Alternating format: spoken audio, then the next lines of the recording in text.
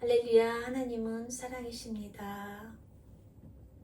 오늘 함께 은혜 받으실 하나님의 말씀은 마태복음 5장 13절에서 16절까지의 말씀이 되겠습니다. 제가 봉독하겠습니다. 너희는 세상의 소금이니 소금이 만일 그 맛을 잃으면 무엇으로 짜게 하리요?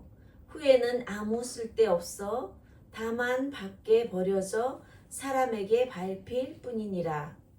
너희는 세상의 빛이라. 산 위에 있는 동네가 숨겨지지 못할 것이요. 사람이 등불을 켜서 말 아래 두지 아니하고 등경 위에 두나니 이러므로 집안 모든 사람에게 빛이 느니라.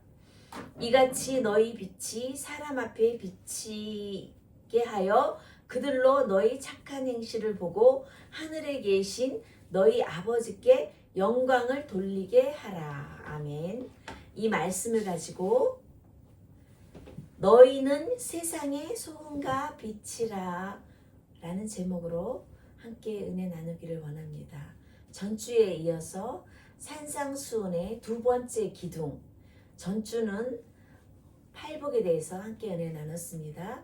이번 주에는 세상의 소금과 빛이라 산상수훈의 두 번째 기둥이면서 이 하나님의 의를 나타내는 우리가 귀한 시간이 되기를 원합니다.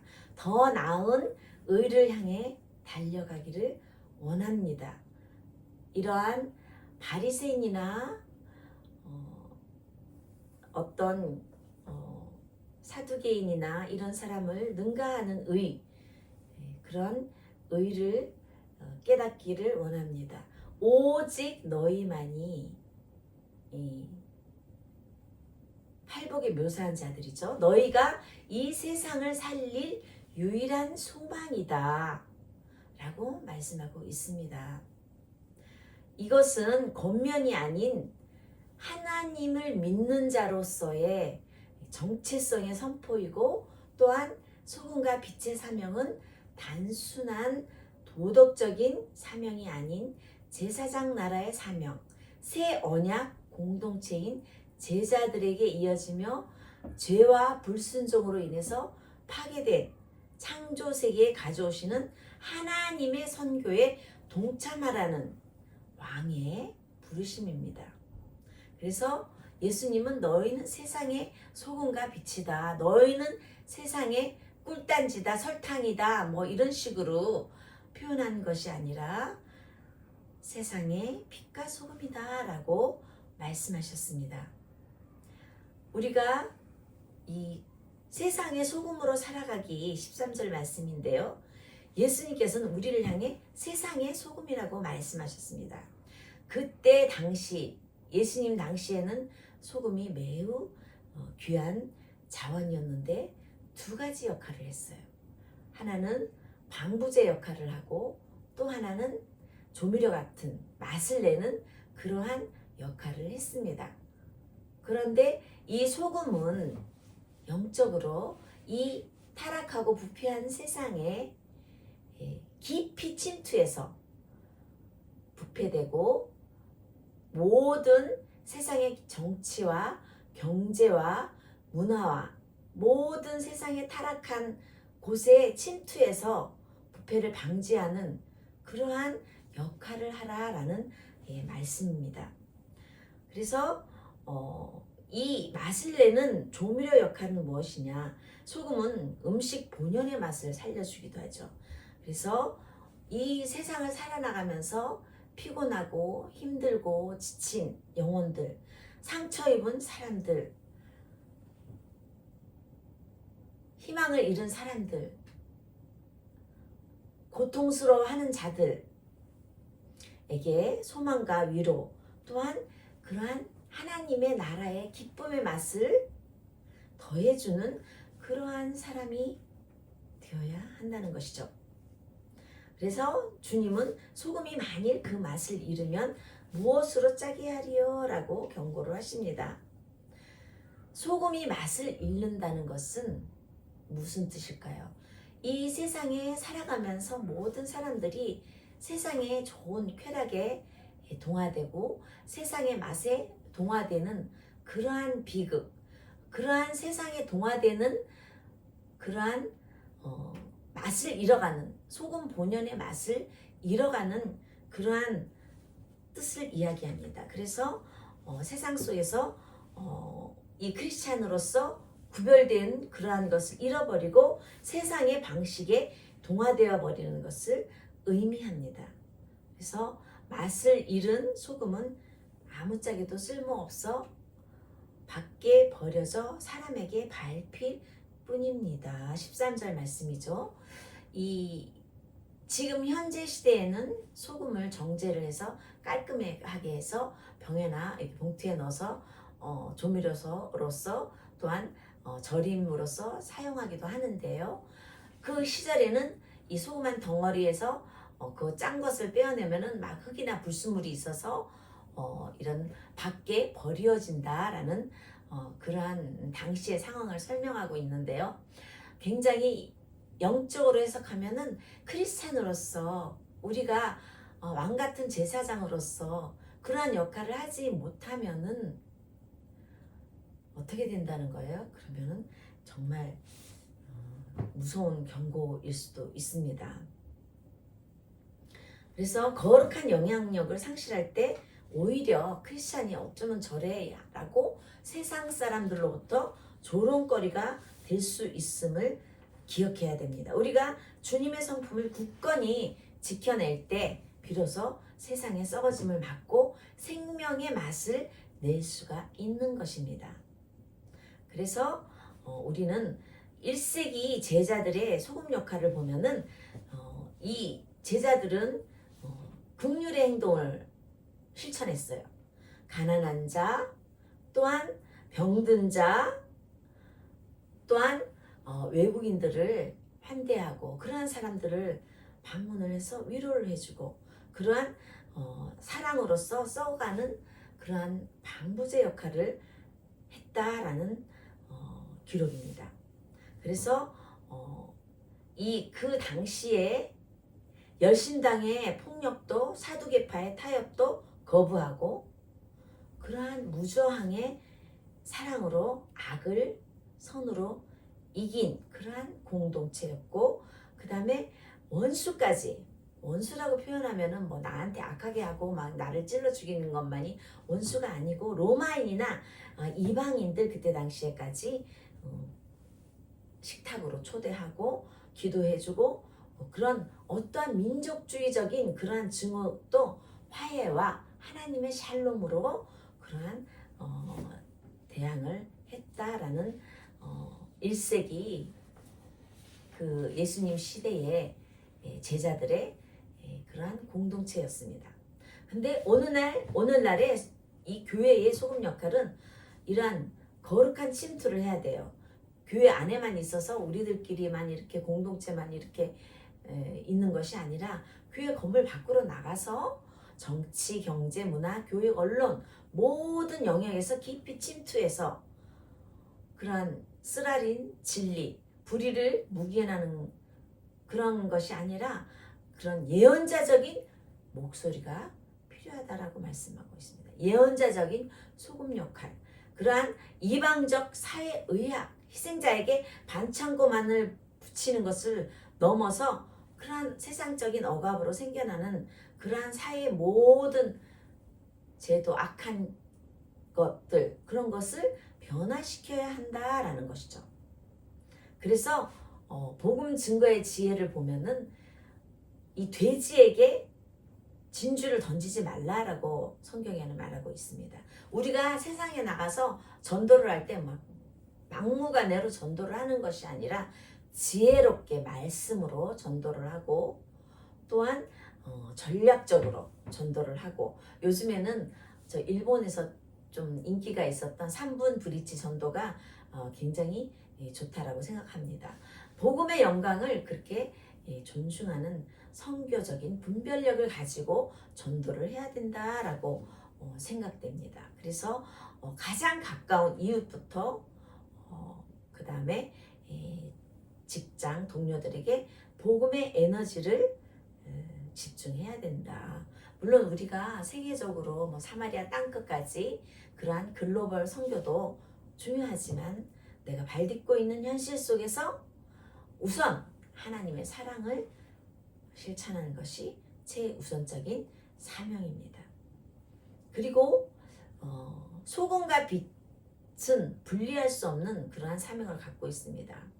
자, 빛에 대해서 얘기하는데 너희는 세상의 빛이라고 또 말씀하고 있습니다. 이 빛은 한번 빛을 쏘아 올리면 지구를 7바퀴 반을 돈다고 해요. 굉장한 빛의 속도예요. 우리가 이제 뭔가 이제 이야기를 하면 뭐 빛의 속도로 왔다 뭐 이런 식으로 표현하는 경우도 있는데 가장 빠른 게 빛의 속도예요. 근데 이 빛은 이 치료의 방침으로도 쓰고 있습니다.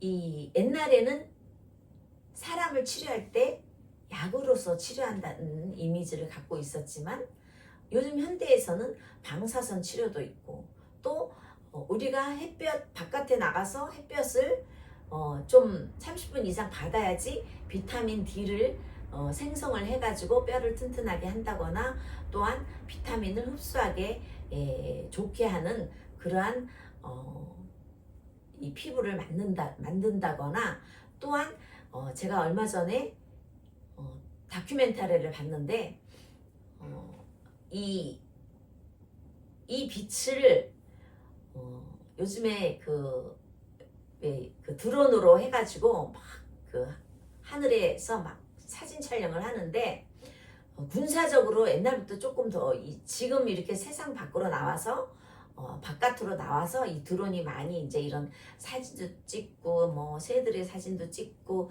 높은 곳에 올라가서 사진도 찍고 위험한 곳에 가서 뭐 활동하기도 하는데 그 이전에부터 군사적으로 굉장히 발달한 드론이 있대요. 근데 그 드론은 굉장히 억 단위로 가격이 비싸다고 하네요. 근데 그 드론은 한번 위에 올라서 사진을 찍는데 빛으로 사진을 찍는데 이 지하에 7, 8m까지 무엇이 있는지 바위가 얼만큼 한 사이즈가 있는지 어떤 것이 대충 묻혀져 있는 것인지를 파악할 수 있다고 그래요. 굉장히 놀랐어요. 그런 역할을 하고 있는 것이 빛의 역할입니다. 세상적으로. 근데 하나님이 말씀하시기는 너희는 세상의 빛이라 그랬어요. 자, 빛은 어둠을 밝히는 기능이 있죠. 그리고 우리가 이 빛은 뭐예요? 주의 말씀은 내 발의 등이요 내 길의 빛이니이다 그랬어요. 예수님 자신이 참 빛이고 이 빛이 하나님의 말씀입니다.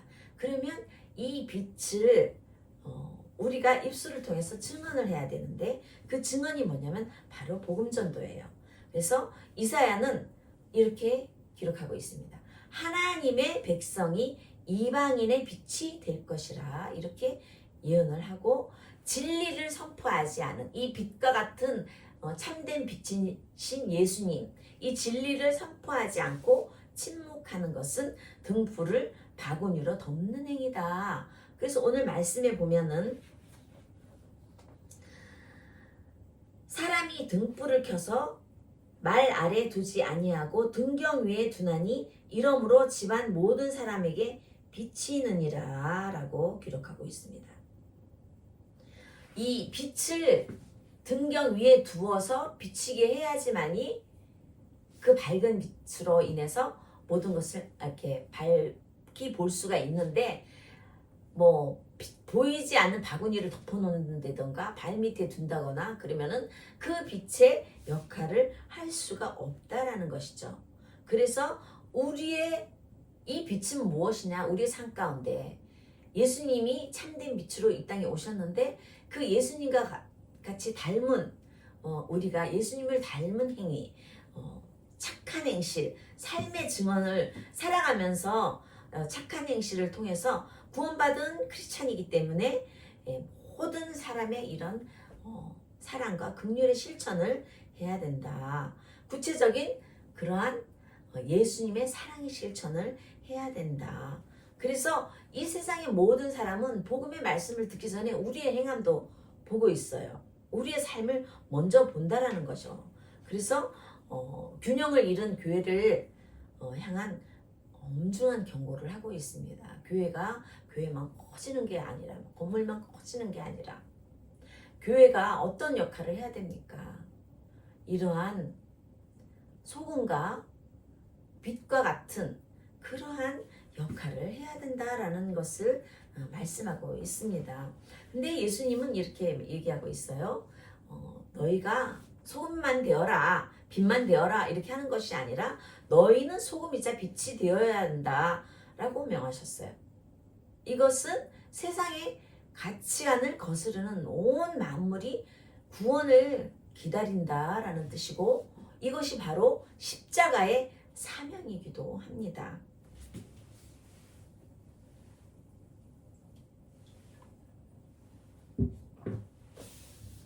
우리가 이 빛과 소금, 이 세상에 썩어가는 이 부패를 막을 소금이 절대적으로 필요하고 또 빛은 복음을 전도해야 돼요. 세상은 흑암 속에 있기 때문에 영혼을 살릴 빛이 절대적으로 필요한 것입니다. 그래서 우리가 세상에 살면서 세상에 순응하는 그러한 동화적인 비극을 피하고 세상 한복판에 뛰어들어서 소금으로 녹아지고 또한 빛을 비치는 이 작은 나의 빛 비치게 할 테야 라는 찬송가도 있듯이 비록 내가 큰 빛이 못 되어도 이 작은 빛이 하나님 나라를 이룩하는 거룩한 일에 동참이 되어야 된다는 것이죠. 이 작은 빛을 세상에 하나님의 빛을 비추어야 된다는 것이죠. 그래서 산상수훈의 이 두 번째 기둥인 빛과 소금, 이러한 대항문화적 사명의 영광스러운 그러한 행실이, 영광스러운 이 가르침이 우리들의 착한 행실을 보고 하늘 아버지께 영광을 돌리고 구원의 열매를 맺기 간절히 원하는 것입니다. 그래서 우리가 이 세상 살아가면서 예수님께서 산상수훈에도 말씀하셨던 것처럼 이 하나님의 의, 이 의를 팔복 같은 내적인 우리의 팔복에서 말씀하시는 내적인 심화작용이 된 사람들, 크리스찬들이 세상에 나아가서 외적으로 빛과 같은 소금과 같은 그러한 역할을 하라라고 강력하게 선포하는 하나님의 말씀인 것입니다. 이 말씀을 우리의 마음판에, 심령판에 깊이 새겨서 세상에 나아가서 참된 크리스찬의 모범이 되어야 할 줄 믿습니다.